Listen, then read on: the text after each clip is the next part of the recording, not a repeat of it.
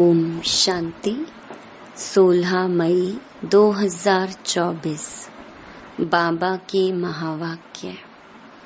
मीठे बच्चे, अपने को सुधारने के लिए अटेंशन दो।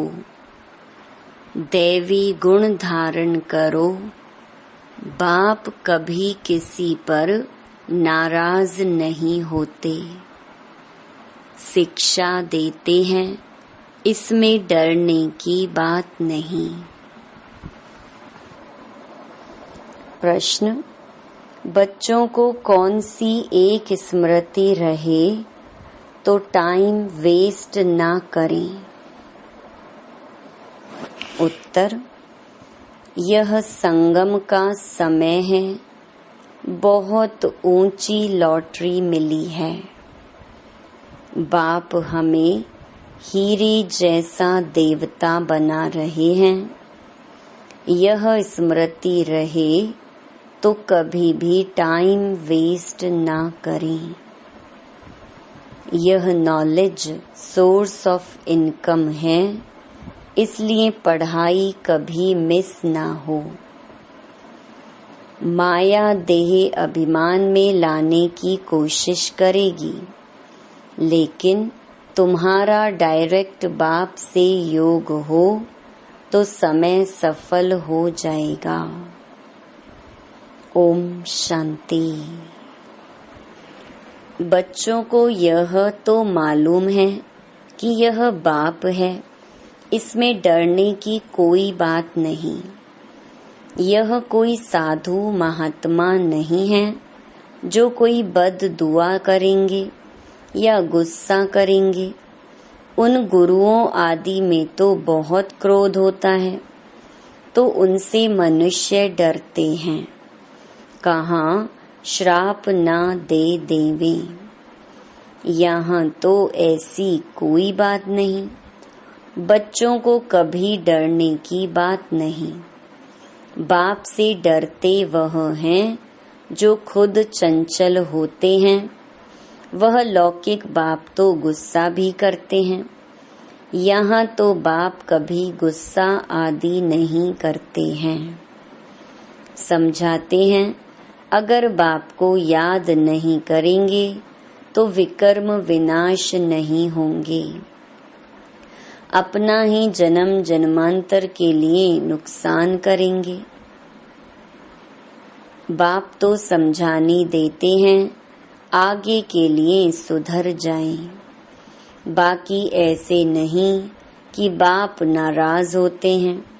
बाप तो समझाते रहते हैं, बच्चे अपने को सुधारने के लिए याद की यात्रा पर अटेंशन दो। साथ साथ चक्कर को बुद्धि में रखो, दैवी गुण धारण करो। याद है मुख्य। बाकी सृष्टि चक्र की नॉलेज तो बहुत सिंपल है। वह है सोर्स ऑफ इनकम, परंतु उनके साथ दैवी गुण भी धारण करने हैं। इस समय है बिल्कुल आसुरी गुण। छोटे बच्चों में भी आसुरी गुण होते हैं, लेकिन उन्हों को मारना बिल्कुल नहीं है और ही सीखते हैं। वहाँ सतयुग में तो सीखना नहीं होता है। यहाँ तो माँ बाप से बच्चे सब सीखते हैं। बाबा गरीबों की बात करते हैं। साहूकारों के लिए तो यहाँ जैसे स्वर्ग है। उनको ज्ञान की दरकार नहीं। यह तो पढ़ाई है। टीचर चाहिए जो सिखावे सुधारे। तो बाप गरीबों से बात करते हैं, कैसी हालत है, कैसे कैसे बच्चे खराब होते हैं। माँ बाप को सब देखते रहते हैं, फिर छोटेपन में ही सब खराब हो जाते हैं। यह रूहानी बाप कहते हैं, मैं भी गरीब निवाज हूँ। समझाता हूँ, देखो इस दुनिया में मनुष्यों की क्या हालत है। तमो प्रधान दुनिया है। तमो प्रधान की भी कोई हद होती है ना। 1250 वर्ष तो कलयुग को हुए, एक दिन भी कम जास्ती नहीं। दुनिया जब पूरी तमो प्रधान हुई तब बाप को आना पड़ा। बाप कहते हैं, मैं ड्रामा अनुसार बंधायमान हूँ, मुझे आना ही पड़ता है। शुरू में कितने गरीब आए, साहूकार भी आए, दोनों इकट्ठे बैठते थे। बड़े बड़े घर की बच्चियां भागी, कुछ भी ले नहीं आई। कितना हंगामा हो गया। ड्रामा में जो होने का था वह हो गया। ख्याल भी नहीं था ऐसे होगा।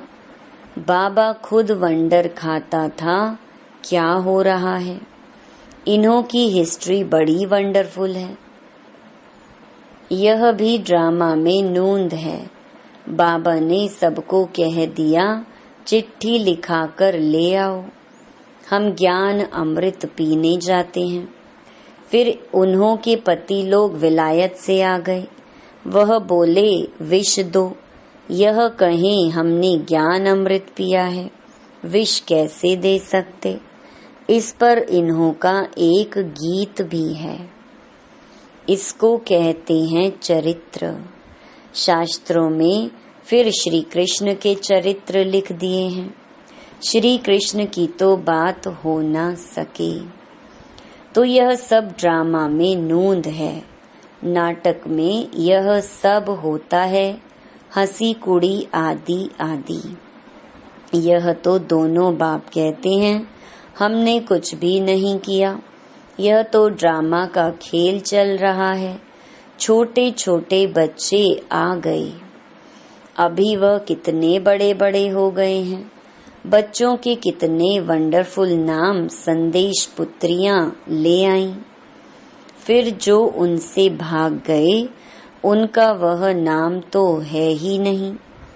फिर पुराना नाम शुरू हो गया, इसलिए ब्राह्मणों की माला होती नहीं। तुम्हारे पास कुछ भी नहीं है, पहले माला फेरते थे, अभी तुम माला के दाने बनते हो। वहाँ भक्ति होती नहीं।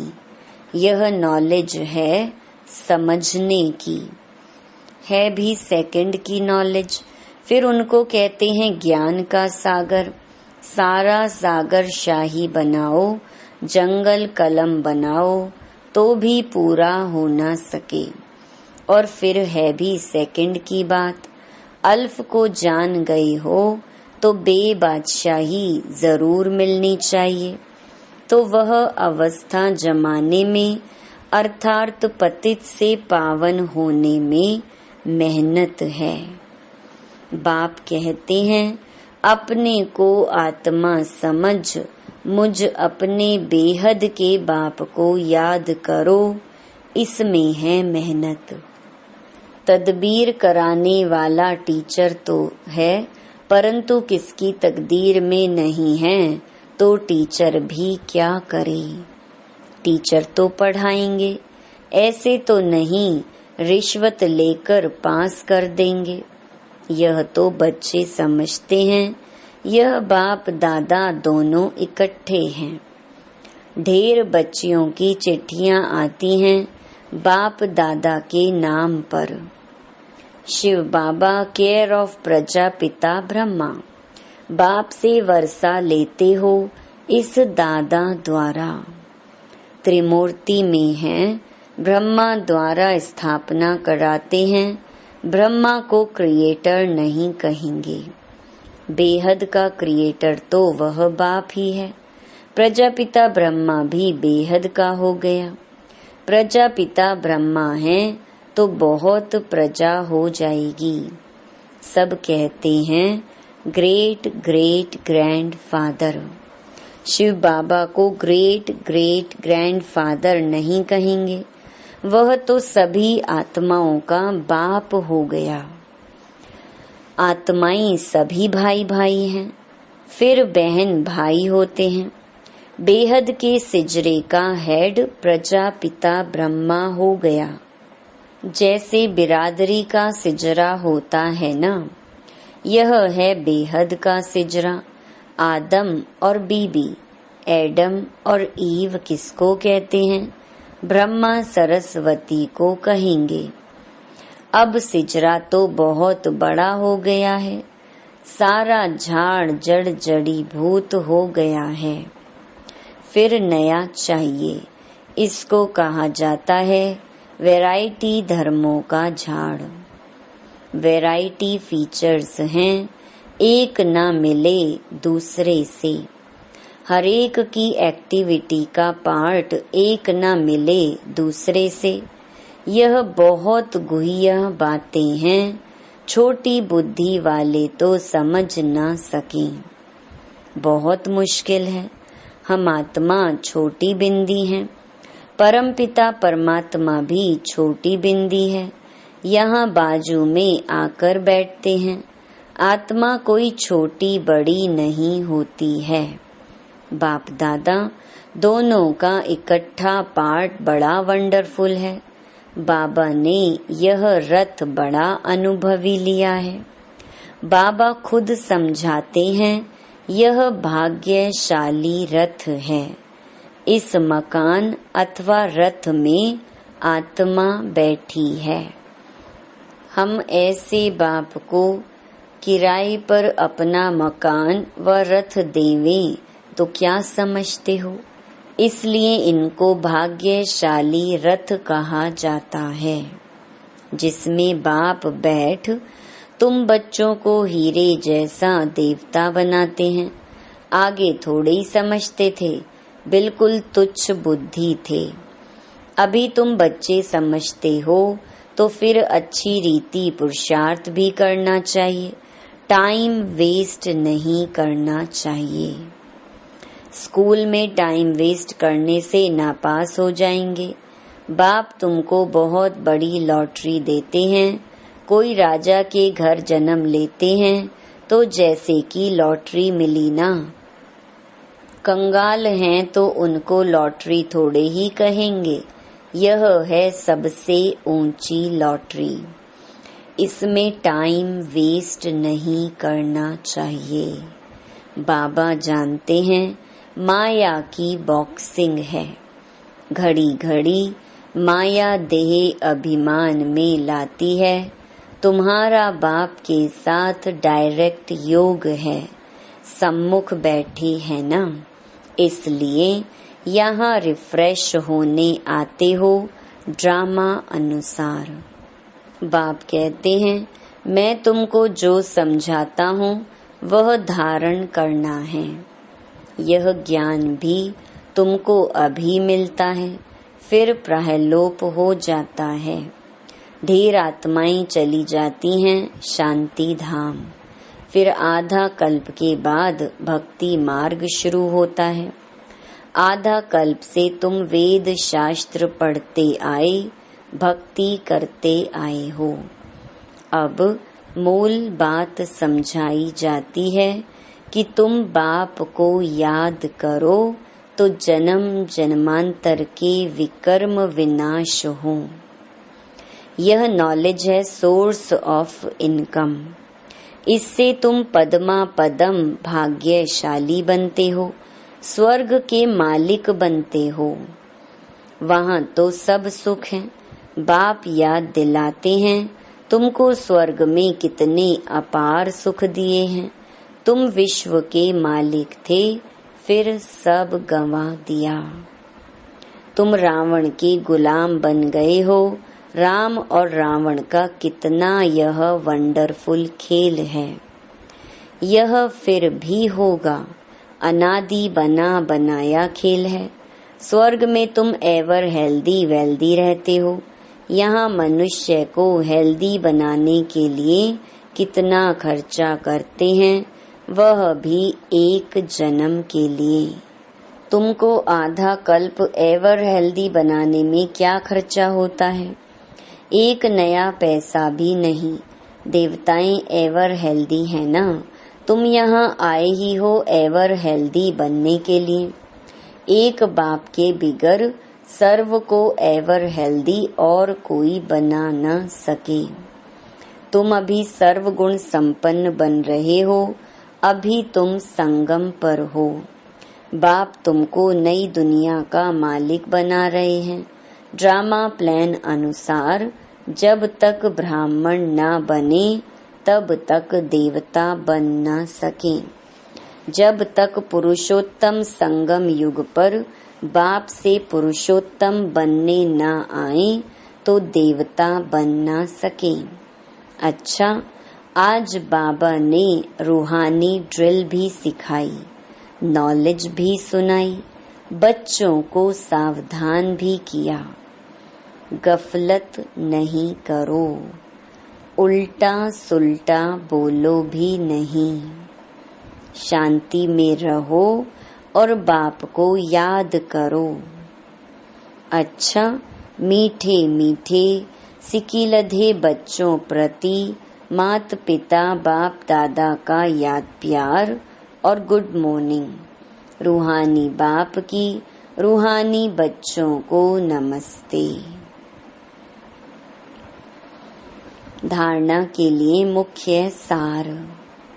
पहला, विकर्म विनाश कर स्वयं को सुधारने के लिए याद की यात्रा पर पूरा अटेंशन देना है। दैवी गुण धारण करने हैं। दूसरा, देवता बनने के लिए संगम युग पर पुरुषोत्तम बनने का पुरुषार्थ करना है। गफलत में अपना टाइम वेस्ट नहीं करना है। वरदान, ज्ञान के श्रेष्ठ खजानों को महादानी बन दान करने वाले मास्टर ज्ञान सागर भव। जैसे बाप ज्ञान का सागर है, ऐसे मास्टर ज्ञान सागर बन सदा औरों को ज्ञान दान देते रहो। ज्ञान का कितना श्रेष्ठ खजाना आप बच्चों के पास है। उसी खजाने से भरपूर बन याद के अनुभवों से औरों की सेवा करो। जो भी खजाने मिले हैं महादानी बन उनका दान करते रहो, क्योंकि यह खजाने जितना दान करेंगे उतना और भी बढ़ते जाएंगे। महादानी बनना अर्थात देना नहीं, बल्कि और भी भरना। स्लोगन, जीवन मुक्त के साथ देह से न्यारे विदेही बनना, यह है पुरुषार्थ की लास्ट स्टेज। मातेश्वरी जी के मधुर महावाक्य। गुप्त वेशधारी परमात्मा के आगे कन्याओं माताओं का संन्यास। अभी दुनियावी मनुष्यों को यह विचार तो आना चाहिए कि इन कन्याओं माताओं ने संन्यास क्यों लिया है। यह कोई हठ योग कर्म संन्यास नहीं है, परंतु बिल्कुल सहज योग, राज योग, कर्म योग संन्यास जरूर है। परमात्मा खुद आए जीते जी देह सहित देह के सभी कर्मेंद्रियों का मन से संन्यास कराता है, अर्थात 5 विकारों का संपूर्ण संन्यास करना जरूर है। परमात्मा आए कहता है, दे दान तो छूटे ग्रहण। अब माया का यह ग्रहण जो आधा कल्प से लगा हुआ है, इससे आत्मा काली पतित बन गई है। उनको फिर से पवित्र बनाना है। देखो, देवताओं की आत्माएं कितनी पवित्र और चमत्कारी हैं। जब सोल पवित्र है तो तन भी निरोगी पवित्र मिलता है। अब यह भी संन्यास तब हो सकता है जब पहले कुछ चीज मिलती है। गरीब का बालक साहूकार की गोद में जाता है तो जरूर कुछ देख गोद लेता है, परंतु साहूकार का बालक गरीब की गोद में नहीं जा सकता। तो यहाँ यह कोई अनाथ आश्रम नहीं है, यहाँ तो बड़े बड़े धनवान कुलवान माताएं कन्याएं हैं, जिन्हों को दुनियावी लोग अब भी चाहते हैं कि घर में वापस आ जाएं, परंतु इन्होंने क्या प्राप्त किया जो उस मायावी धन पदार्थ अर्थात सर्वंश संन्यास किया है। तो जरूर उनसे उन्हों को जास्ती सुख शांति की प्राप्ति हुई, तभी तो उस धन पदार्थ को ठोकर मार दी है। जैसे राजा गोपी चंद ने अथवा मीरा ने रानी पने का अथवा राजाई का संन्यास कर लिया। यह है ईश्वरीय अतीन्द्रिय अलौकिक सुख, जिसके आगे वो दुनियावी पदार्थ तुच्छ हैं। उन्हों को यह पता है कि इस मरजीवा बनने से हम जन्म जन्मांतर के लिए अमरपुरी की बादशाही प्राप्त कर रहे हैं, तब ही भविष्य बनाने का पुरुषार्थ कर रहे हैं। परमात्मा का बनना माना परमात्मा का हो जाना, सब कुछ उसको समर्पण कर देना, फिर वो रिटर्न में अविनाशी पद दे देता है। तो यह मनोकामना परमात्मा ही आकर इस संगम समय पूर्ण करता है, क्योंकि अपन जानते हैं कि विनाश ज्वाला में तन मन धन सहित सब भस्मीभूत हो ही जाएगा। तो क्यों ना परमात्मा अर्थ सफल करें। अब यह राज भी समझना है कि जब सब विनाश होना है तो हम भी लेकर क्या करें। हमको कोई सन्यासियों के मुहाफिक मंडलेश्वर के मुहाफिक यहाँ महल बनाए नहीं बैठना है, परंतु ईश्वर अर्थ बीज बोने से वहाँ भविष्य जन्म जन्मांतर इनका बन जाना है। यह है गुप्त राज। प्रभु तो दाता है, एक देवे 100 पावे, परंतु इस ज्ञान में पहले सहन करना पड़ता है। जितना सहन करेंगे उतना अंत में प्रभाव निकलेगा, इसलिए अभी से लेकर पुरुषार्थ करो। अच्छा, ओम शांति।